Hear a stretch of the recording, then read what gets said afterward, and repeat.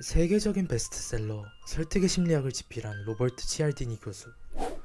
그는 신문 일면에 자살 기사가 나오는 날에는 이를 기록해두고 이후 며칠 동안은 특별히 행동을 조심했다고 합니다. 자동차를 탈 때면 뒤를 유심히 살피고 해외 출장 일정이 있다면 평소보다 더욱 많은 금액을 비행기 보험에 드는 식으로 말이죠. 그는 어째서 그랬던 걸까요?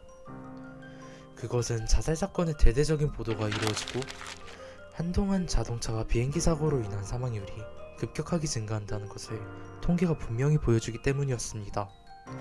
자살 사건의 보도와 사고 사망률 사이에 왜 상관관계가 존재하는지 이해하기 위해서는 먼저 베르테르 효과에 대해 알아보아야 합니다.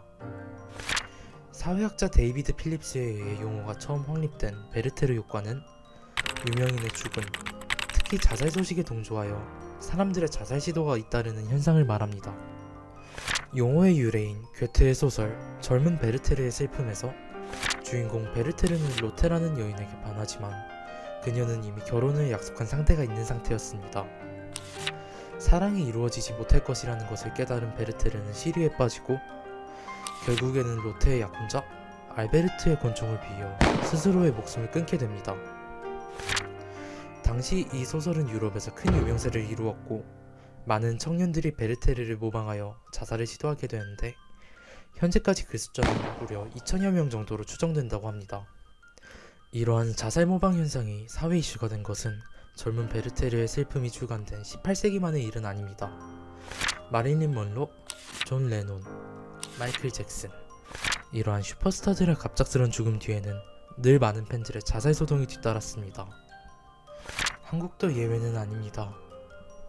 2008년 한 유명 연예인의 자살 후 2개월 동안 자살 사건은 전년도 동월에 비해 48.9%포인트 늘어났으며 2009년 노무현 대통령이 사망했을 때에는 49.2% 늘어난 것으로 관찰됩니다. 베르테르 효과의 무서운 점은 한 가지 더 있습니다. 많은 경우 모방 자살을 행하는 사람들은 명성이나 보험금 등의 이유로 자신이 자살한 것처럼 보이고 싶어 하지 않습니다. 따라서 의식적으로든 무의식적으로든 자동차 사고나 비행기 사고를 몰래 일으키게 되는 것입니다. 비행기 조종사들은 비행기를 추락시키고 자동차 운전사들은 브레이크 대신 엑셀을 밟는 식으로 말이에요. 즉, 베르테르 효과에 의해 2차 피해를 입는 무고한 사람들이 존재한다는 것입니다. 다행히 베르테르 효과의 영향을 최소화하는 방법이 없는 것은 아닙니다.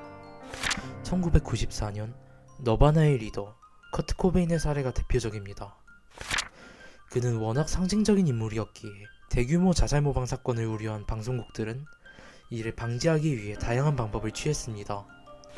보도에 있어 자살 수단이나 유서 내용 같은 자살 행위 그 자체를 강조하는 것을 자제하고 다양한 자살 예방 프로그램을 편성한 결과 팬들의 극단적인 행위를 최소화할 수 있었다고 합니다.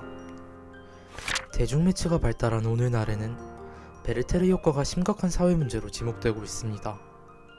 이를 예방하는 데 있어서는 언론의 역할이 가장 중요하지만 우리 일반인들도 SNS 등에서 사건을 반복적으로 회자하지 않음으로써 자살 모방을 예방하는 데 동참할 수 있다고 합니다.